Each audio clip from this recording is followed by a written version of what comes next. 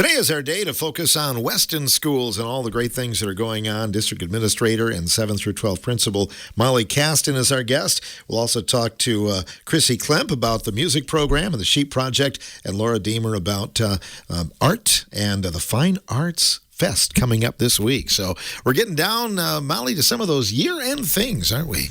Yeah, we are. We just a couple of weeks ago had our prom. We had a big Earth Day celebration last week. This week we have our fine arts event that these two ladies have done a fantastic job the past 2 years putting together. And then we'll, having our spring sports schedule, which has been very busy between JV and varsity and in all the different pieces that we have.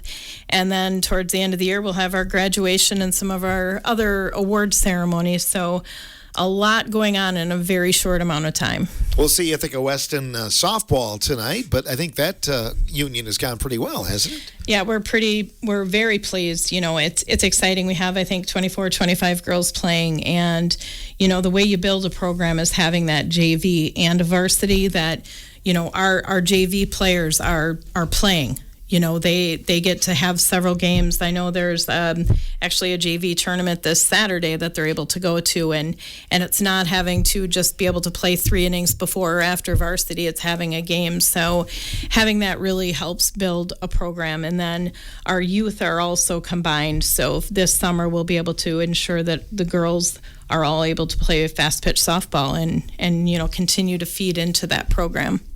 Is it true that Larry Villiard was brought out of retirement again to help the JV team? Or?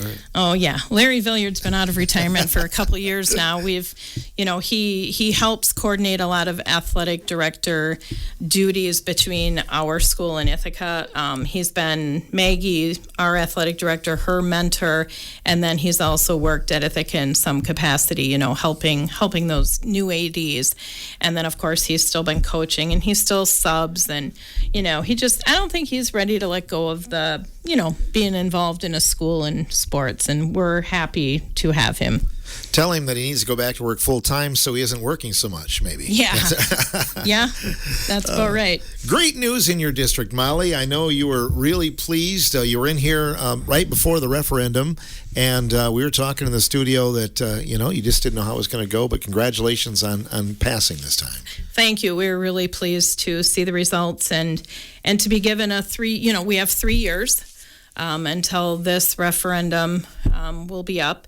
And we have a lot of work to do in the next 3 years within our district to continue looking at being cost effective in many different ways, and also working, outside of our district with, advocating for what our needs are, so that there can be some change at the state level, so that we can get some additional resources that we need. And it's not just us. It's not just Weston.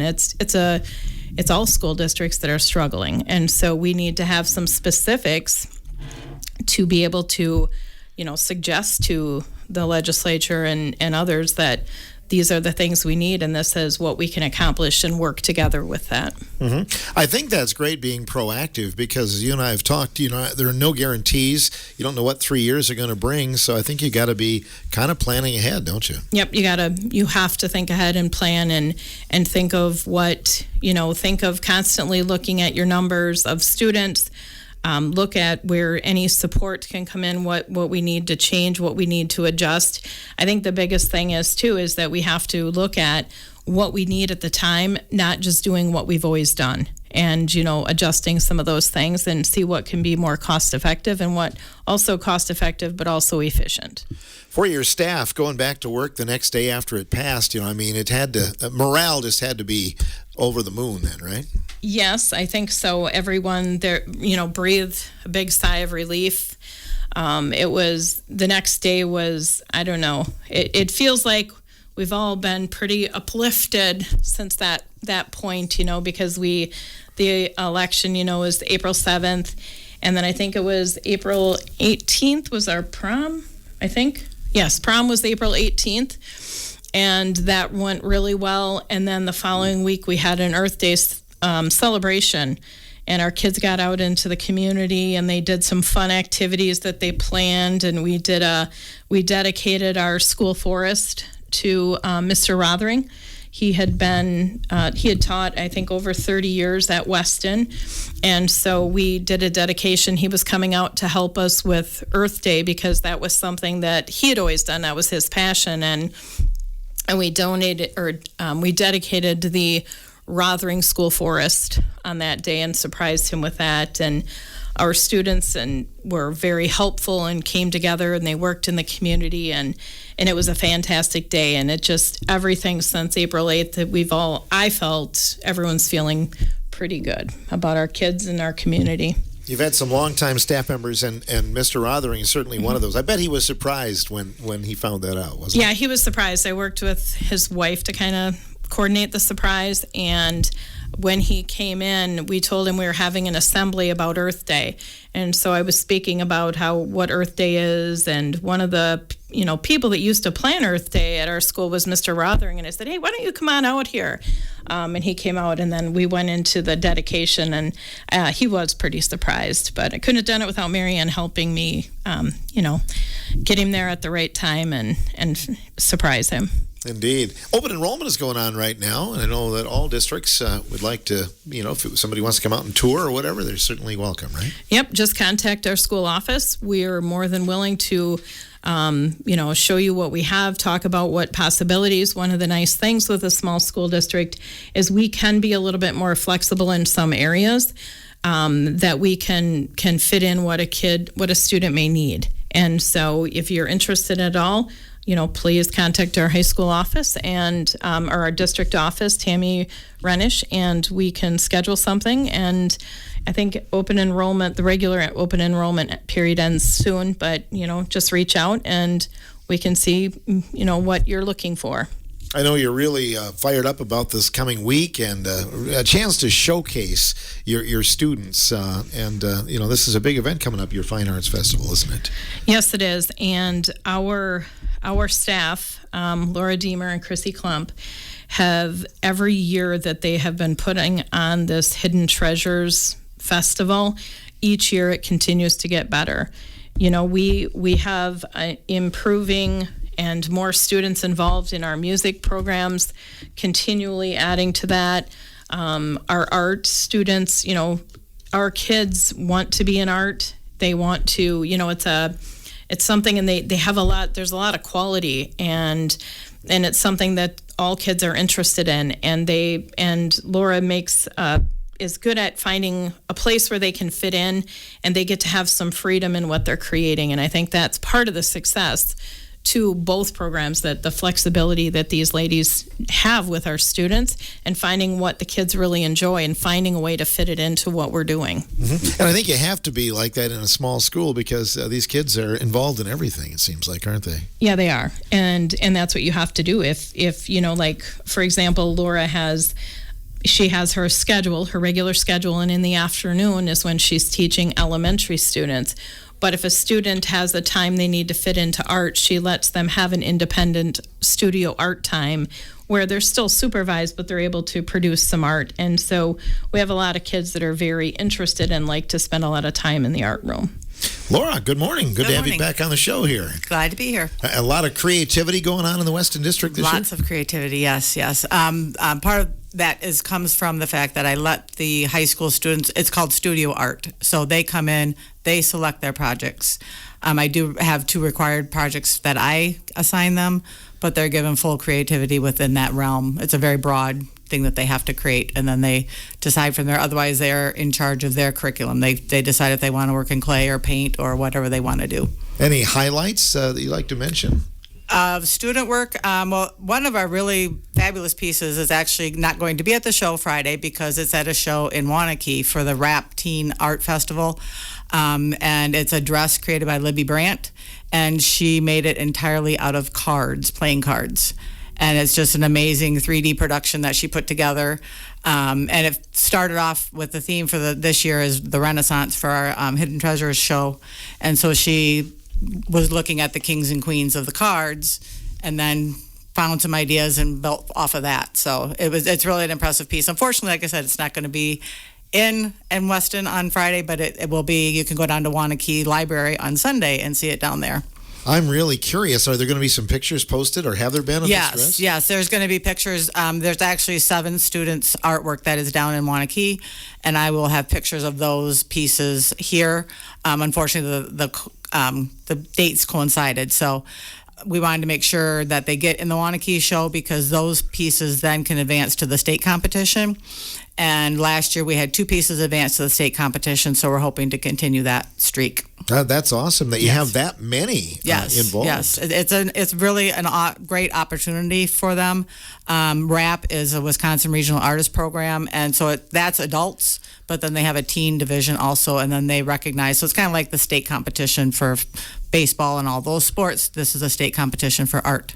Tell us why Renaissance, why you chose that this year. That actually came from Chrissy this year. Chrissy. She came to me, I don't know if it was at the end of summer before the school year began, and she presented, said, hey, what do you think about doing the Renaissance, medieval times? And I was like, well, okay. And I've confessed to Mr. Chambers, maybe when I was in high school, I didn't pay attention really well in art, or in history, I'm sorry, because I was doing my doodling on my pages. So I actually had to do a lot of research to figure out how we could do enough projects in the Renaissance period. And once I started about a week in, I'm like, oh, we're good. Yeah, we'll do this. And so it's really been fun. The kids have really embraced it and done some fabulous things with it. And the music, everything's coming together. Because it's not that we just have to, we're going to be doing a madrigal dinner or anything. It's that we're starting as the Renaissance as our base. And from there, looking at the different areas of it and then branching off and creating your art from those inspirational pieces. Where did the inspiration come from, Chrissy? Well, a retired teacher, Sue Lewis, had donated a knight statue to my room, and we call him Sir Knight, and the kids, we dress him up and do all stuff. And I used to be at Reedsburg Area High School. We used to do a magical theater, and the dinner part, and loved that. And I was like, well, how can we bring that and bring it nowadays? So I suggested, hey, why don't we try this as something new? Because we try and find some theme and then roll with it and make it into a cool festival or celebration. Will music then coincide with the theme then as well?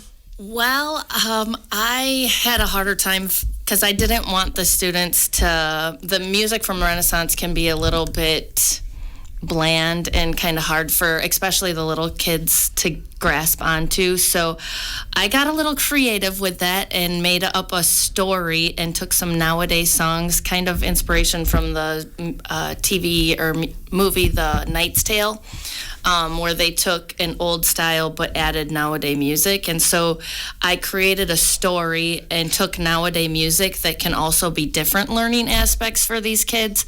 And this year we are going to do pre-K through 12th grade all singing together for this music portion. And then there's also the junior high band and the high school band playing a couple songs that are more medieval themed and tying it all together. It's been kind of a fun task and has worked well, and I'm excited to hear all these kids together and performing and showing the magnitude of pre-K through 12th grade singing all together. It should be pretty cool. Yeah, that will be. And I wonder about the challenges of bringing all of those age groups together for one song. You've got to pick something that everybody can speak and sing and enunciate and everything. Right? Oh, yes. This has been a challenge, but so how I do it is I have my junior high and high school, I had to find something that was middle level so that the junior high and high school can also be excited about it, but whereas the littles can be excited with it as well.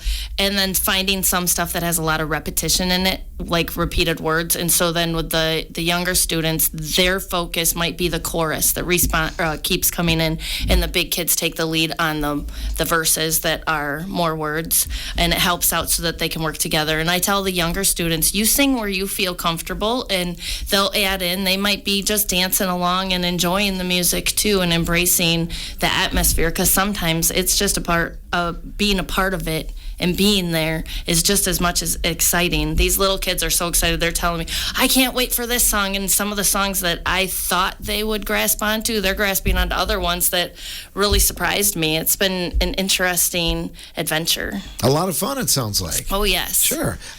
Laura, can you go over kind of the time frame and the hours for the upcoming festival? Yeah, so last year we started having kind of a reverse field trip, so we have some outside presenters come in the morning. And so this year, through the donation or some grant funds that we've secured, we are actually having 4 different performing groups come in, and they will be performing from 9 to 11:30.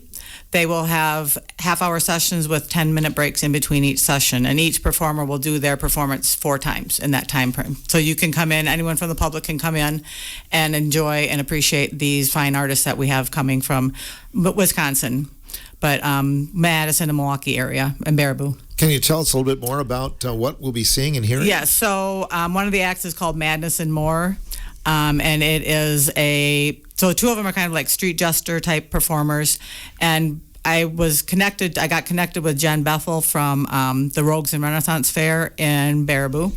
And so she led me to this one, and then one led to another. And so Mad Chad Canfield is the one who I've been communicating with for that performance. And he and Thomas Moore put on a performance together, singing and dancing and acting up on stage. It's going to be a surprise for us, so it'll be fun. But they perform at the Rogues and Renaissance Fair, and for children crowds and adult crowds. And then Professor Pinkerton Xyloma is coming from Milwaukee, and he is a friend and associate of Mad Chad. So he's coming over, and he is going to have the elementary gym, and what we've been told, if you give him the space, he will use it. So I think he does unicycle, juggling, all kinds of acts. He will be mic'd up also, and just kind of entertaining show. And then they're dressed in, their period costumes too. And then the Baraboo Blades group will be there, led by Mark Tully, and they will be, weather permitting, hopefully out on the football field and showing us how all the details of fencing. And they will also have some armor on hand that Mark Tully himself designs. He's a retired art teacher from Baraboo, and so he will be having that on display and answering questions. And then the final one is Anne Horhus, who is a children's book illustrator from Baraboo. And I came upon him after seeing on Facebook about the escaped kangaroo. And he was listed as one of the people that they're going to illustrate. They have a book that they're going to write about that. And so he was listed as one that they should contact for the illustrations. And so I looked and found that he actually made a children's book based on music with another author. I can't remember his name, but it's called Leonardo and Dreams of His Flying Machine. So the book that he did was all based on Leonardo da Vinci portrait, and every page in the book is based off of that self-portrait that Da Vinci left. So that fit perfectly because Leonardo is one of our fine Renaissance artists. So he will be there talking about his book production and all the things that he does as an artist. He's an amazing painter also. I actually had the pleasure of going to his home to pick up his books, and his paintings are amazing. He's on the fall art tour in October, and I would highly recommend going there. I was blown away by his ability and skill. And he's from the Netherlands originally. Is it safe to say this is one of the biggest fine arts festivals that Weston has put on? Absolutely, yes. And it all is possible because I applied for, again, last year we were granted from Richland County Campus Foundation, their community grant. I applied for that again this year, and they granted our request. So that grant is covering the cost of all these performers. And then we also will be sending our 3rd, 4th, and 5th grade next fall. There is a children's version, a student class version of the Rogues and Ruffians Festival in Baraboo in October. And so part of that grant will also cover the funding of the bus and the transportation and the food for the kids to go over and experience all of the performers at the Renaissance Fair over in Baraboo. I just hope people from the community will come out and see this because I hope so too. It's going to be fabulous. Yeah, and you'll have the opportunity. It's not like you're going to miss one because they're all going to perform it 4 times. So you have the opportunity to see them all in that compact time of 9 to 11:30. Interesting. And as you look at this, Chrissy, this is a great opportunity for the students to, hopefully motivate them, right? Oh, yes. And we have, so after lunchtime, about 12:30 to 1:30, we're having a time where they can go through and view the art. And then we're also going to have, so back in that time, there was like buskers or troubadours that would sing as people would enter the castle and enter the castle gates. We have the courtyard at our school. We're going to create into like an entrance to a castle, and in the courtyard is kind of like a castle entrance where we will have some of the sheep in that courtyard, and then we will have some musicians rotating through. Some are singing their solo and ensemble songs. Some of them wanted to do some stuff from stuff we've practiced throughout the year, and it's very an informal, less stress style of letting them do their music and share their skills that they've been working on. And as people enter, they can choose to go into the musical hall where we're going to be having our concert, or they can choose to go through all the artwork and go visit and see all the fine things that our students have created. We'll also have our sheep gelato available for sale, as well as our soaps and stuff that we've created through the Sheep Project as well, all throughout that time as people can kind of get ready and prepared for the concert, which would be at 2 o'clock that afternoon. Sounds like a lot of thought has gone onto this thing. You've been planning all year, haven't you? Oh, we have done a lot of work. We usually start in as when we get this one done, we'll be starting to think what's next year's theme and start preparing and planning for what can we do, how can we do this, grab different ideas and kind of pull it all together, and then see what the next fabulous one has been. Do the sheep know that they're going to be a part of the program, or? I don't think so. But we're gonna take we've sold most of our lambs. So we have 3 lambs that we have kept, and those 3 lambs are going to be the ones that are going to showcase out. They're going to be easier to move out to the courtyard, I think. And I have some students that have been working this quarter in a sheep project class, and we're working hard, and they're getting stuff ready and getting it prepared. We moved the gates out there today so that everything can be ready to get these lambs out there, and we want to have them the least stressed, but it'll be an opportunity for people to come out and see them without having to go out back to the barn, and enjoy some time. Do you play music for the sheep too? Well, sometimes when we're out there milking, we might play some music. But a lot of time, actually, a lot of my students are also musicians who will sing and practice their songs while they're out there. That's neat. So it's kind of fun. Yeah, that's awesome. So the sheep project's gone pretty well this year? The sheep project has done very well. Yes, we got recertified through the state. We are able to do gelato, and we have been trying to keep the freezer full. The students have been buying them after lunch and getting little gelatos. Something new this year, we have our 40-ounce containers available, but we also have little 4-ounce containers with a spoon, which has helped for students to just easily access, and they'll grab their favorite flavors. We've tried some experimental flavors this year. One is confetti cake. That's a new one. And we've done mint Oreo and vanilla Oreo. We've got so many different flavors. Peanut butter, maple nut, which is a fan favorite. My dad donates all the maple syrup so it's all fresh maple syrup from area woods from around here. So we've been pretty blessed. It's so unique when I think about the Sheep Project and what you do for the area. Do you remember, the history? How did this actually start at Weston? It started with Randy Osborne, our FFA director, from several years ago, and I think she started about 10 years ago, and it started with a Jersey calf. And then they decided, her and her students got together, and they said, well, how can we make this be something that we can keep in self-sustaining?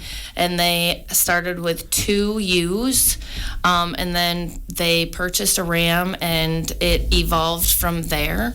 And the students during her time designed the barn and built the barn, and then it was 2020, 2021, they added an addition to help make it where we could have hay storage and have bedding storage in there so it could stay dry and would not have to be driven as needed. So now we can store our own hay, and we also have a hay field that they can harvest, and we usually harvest that about twice a year on our premises. So the students get all involved throughout the summer doing this as well, and it's evolved from one small idea, and thankfully we've been able to keep it going. It's all self-contained, though. That's really neat. It is self-contained, yeah. And actually, by selling the gelato and the soaps, that all goes back into the project to help us purchase any extra hay or bedding that we need. And we've had very generous community members donating or giving us a price cut on hay, or I had Kevin and Kendra Cruz donated a whole wagon full of straw. Our neighbor, John, he helps us and donates tractor time. Randy's husband, Tim, he donates time to help us clean bedding packs, and students work really, really hard to get all of this done. I had a student come last summer and said, hey, can I just mow down this pasture? And he mowed the pasture all on his own accord. It's been a blessing, all these kids working together in the community, helping out parents, families come in on the weekends so that they can get milked and give me a little bit of a break. It's been amazing how it's all kind of worked together. Because you had milk before you came to the program here today, too, didn't you? Yeah, we did. That's where I got here just in the nick of time. We shifted this year, or this quarter. It's been awesome that I've been able to get a sheep project class, so now we can scooch the milking time into the first hour of the school day. And I have 7 students that are very active in it. They're 8th grade students. And so we split into 2 different groups, and one day one group is milking and the other's working on a special project. Today it was moving the gates for the craft fair, and yesterday we were also packaging in our recycling our feed bags and filling it with compost, that if people want to use it, and they can come and get the sheep compost for their gardens, because everybody's getting their gardens ready, and a lot of it's been composting for up to 2 years. So it's really good. It's almost dirt now, and it's really good, rich soil for people to come and get. Is that for sale then? Come and get it. Come and get it. First come, if they first want serve. if they want to make a donation, they're welcome to make a donation. But we aren't going to put a price on that. So. Good. Yeah. Exciting things happen at Weston. We're going to be back with more in a moment. Molly Caston is in the studio with us, Laura Deemer and Chrissy Klemp on today's program.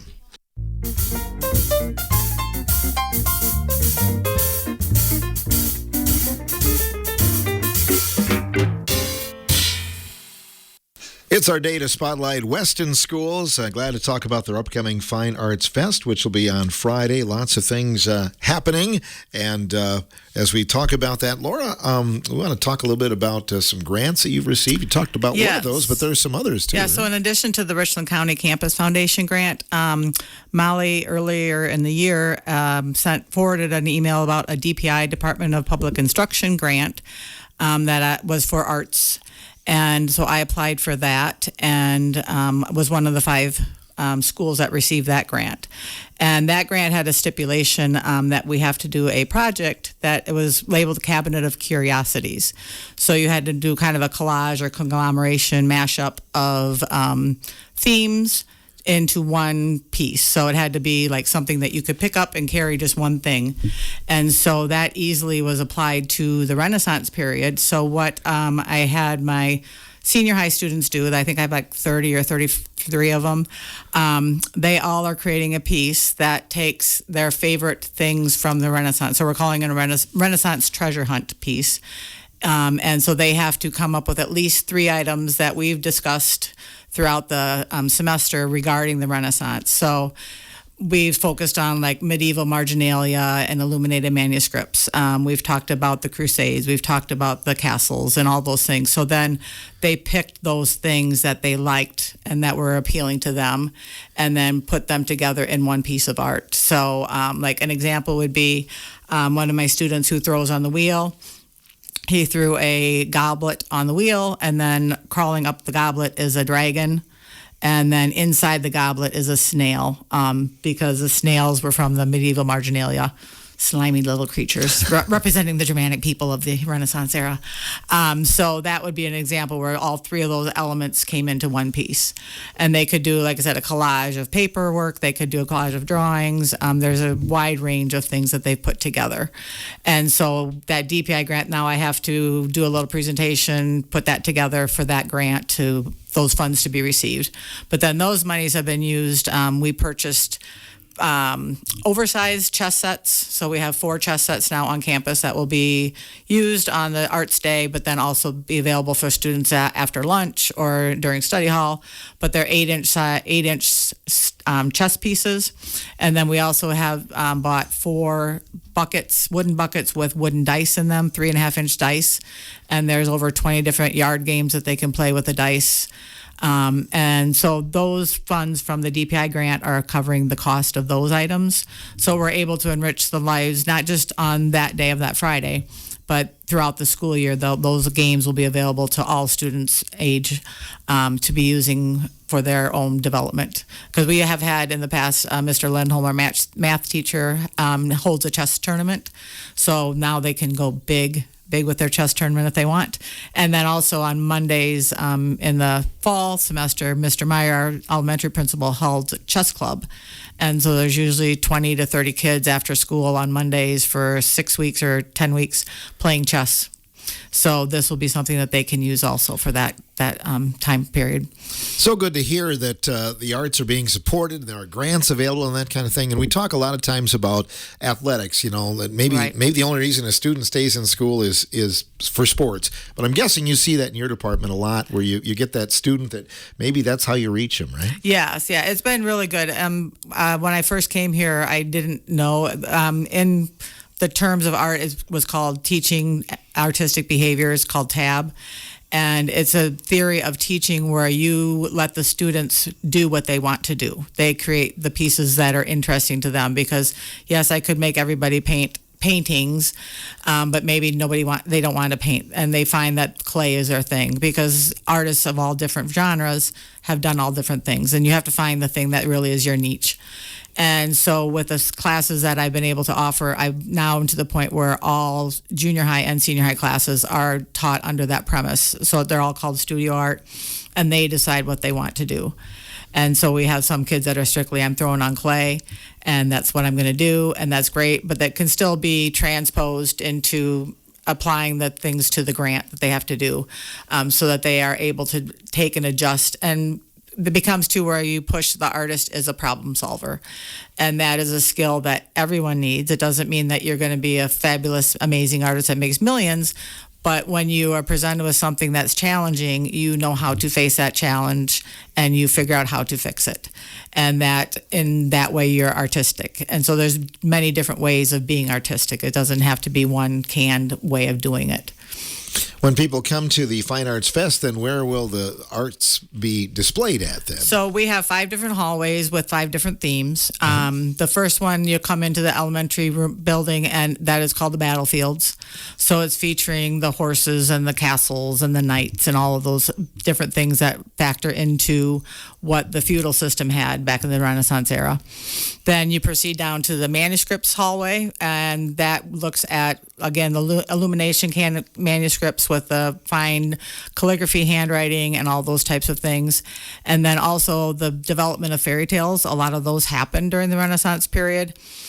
So there's 2 or 3 different exhibits from students that are focused on fairy tales, puppet theaters, play sets, and then there's another one with the illuminated manuscripts where they had to draw or write out actually it was a piece that they wrote in their classroom, 3rd grade classroom. They wrote a report on animals and endangered species and things. And so they took those and they did the initial letter with a picture and then did the handwriting after that. So it was similar to an illuminated manuscript, but using actually the words that they wrote down themselves. And then from there you go into the neon castle. We always have a neon room, and it's in our ramp area, and this year it is the castle, so there's stained glass windows, and there's banquets and feasts, and there's chandeliers hanging from the ceiling and torches on the wall, all made by the students. And then upstairs by the music room is the Crusades. So Renaissance era was marked by the Crusades and bringing Christianity to the world, development of Catholicism. So there's lots of things from religious venues. The Code of Chivalry is up there, which we've been using a lot with the middle range students to help them realize that, yes, you do have to be a good person. And so that's featured up there. And then the hallway, the last one down by the art room, is the hallway of the artists. So we looked at Renaissance artists and then our own developing artists. But the Renaissance artists are, as many of the students have learned, can be remembered easily by the Ninja Turtles because we have Michelangelo, Leonardo, Yes. Raphael, and Donatello. So kindergartners learn that those are Renaissance names. I'm showing my age. I was thinking more Monty Python in the search for home. That would work. That would work. But yes, so that would be similar. But yes, we went that route, and so they've really had fun. And they now it's nice to know that the kids they're using the words. Like the other day, one of the students said, Mrs. Deemer, we should watch The Princess Bride. And I'm like, brilliant. That's exactly the area that we're looking at. So seeing them put it together and make connections that normally, like I said, when I was in history class, I was sitting there doodling and wasn't making any connections of what the Renaissance era was. Now our students can look and say, oh, that is from the Renaissance because that's a Michelangelo piece. I had our fifth graders, they are finishing up on tomorrow, actually today, they're finishing up today. They have been laying on their backs and painting on a board that I mounted on the tables of the classroom. Really? So they are experiencing what Michelangelo did. He did it for 4 years. They're doing it for 4 times. But they are painting a painting and learning how if you put too much paint on your brush, it's going to drip on your face. Oh, sure. So we had a lot of wipes out during this period, but there have been some fabulous pieces that they're creating in a way that they never would have thought about, and now they can connect that back to the Sistine Chapel. So it's just those connections for them is really fabulous. Well, it sounds like things have gone well this year with the art program, and you've got some students showing at galleries. Yes. So. It's very good. Yeah, we're doing really well, and I'm really happy about it. And then our prize, one of my top students that I had a couple years ago is Mr. Bingham. Logan Bingham is down at UW-Platteville. He's kind of taken over the ceramics department down there. He's working on a piece right now that is a grant-funded project, working with a hydrologist from Stevens Point. He's creating a fountain. And so he is one of my students that kind of lived in the art room his last 2 years at school at Weston. And he took on to clay, throwing on the wheel, and now he learned building by hand more. But he has been one of the ones that really embraced the find out what you can do as an artist, and he has run with it. He's still going to pursue his business degree at Platteville, but he's always going to have that pottery on the side that he's going to be delving into. I recall when he was a senior, I believe we had him in the studio. Yes. And some of his work was on display in Spring Green, actually, Yes. I think, at that time. Mm-hmm. So good. Well, good for him. Yes. Good to hear that. And Chrissy, I know it's going to be, you're going to be wearing some T-shirts coming up on Friday, too, aren't you? Yes. We were, so through some of the fundraisers, one of the main things, the craft fair that we do every fall, we were able to fund the T-shirts for all of the participating students who are in the music and the art. And Miss Deemer designed the front of the shirt, and it is pretty awesome. And it was kind of cool. I showed some of the students, and they did bring up the snail because the snail is part of it on the shirt. And they're like, wait, should that be? Because of what that's supposed to represent. And I was like, well, it was a very prominent picture in that era and that time. So we have a snail on our shirt with a castle, and it says Weston, and it's pretty awesome that we were able to fund all of that through the music department as well. You had a field trip recently as well, didn't you? Yes, we took the kids through some of those funds. We were able to help support these kids to go to the fireside. So our choir students went to the fireside, and we saw the Addams Family. And we were supposed to also go to the UW Badger Band concert, but I gave the tickets to the students and told them they could go on their own. Some of them did go on their own, and that would be the band trip. However, we had those tornado warnings that we couldn't take the whole bus that is planned. And sometimes you have to work on your feet and kind of do what you can. So, yeah. That was a bad day because the tornadoes were in the Weston district pretty heavily, weren't they? Oh, yeah. So we had hail come over the school. Thankfully, we got the kids out and on their way before the tornado warnings came through. Yeah. Good. Well, good luck with this coming up. It's an all-day event then on Friday, right, Kristen? It sure is, yes. It's an all-day event. So the morning is the stuff that the community is welcoming the kids, going through all those different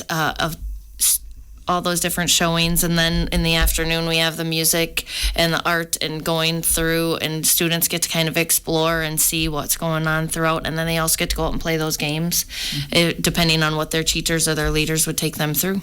You guys will sleep well Friday night, too, I think, then. Most definitely. Most definitely. Oh, Molly, it sounds like things are hot and happening. This is going to be a big event on Friday. I just hope the public will come out and embrace this. Yeah, so do we. We want to make sure they come in and see not only see the performances that are coming that Laura secured, but also we want them to see our students performing, and we want them to see what our students have produced. Our students produce quality work and in the art room, and like Laura was saying, 33 students? Yes. She has 33 of our high school. That is 46% of our high school students take an art class. And that is a lot of kids for our school to be involved. And they do that because they have some choice. And she's done a really good job of building that program. And the same with Chrissy building back. A lot of things took a hit during COVID when you weren't able to perform. And she's built back.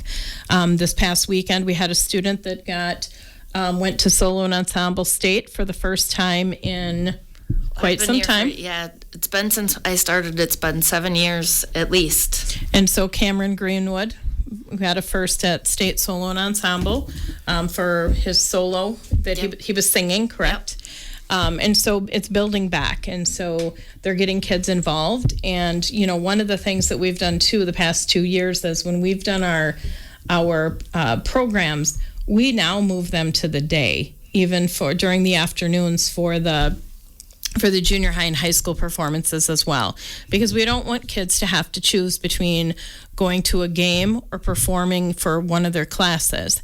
And so we have them during the day so that there isn't that conflict. And I think it's been a good move on our part, because when you have 71 kids in your high school, and you want to build a team, you don't want to take away from any performance or any game. So it's a good way of working together. So we have a lot going on, and, it would be great for the community to come out and see what we've been doing. Indeed. Anything else you want to add about the upcoming events or the end of the year, Molly?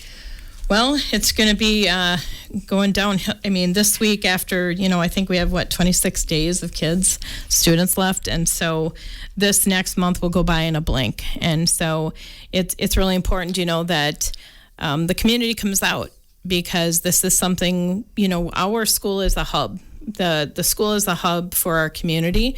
And this is something that our school is providing for our community, because we have, it's entertainment.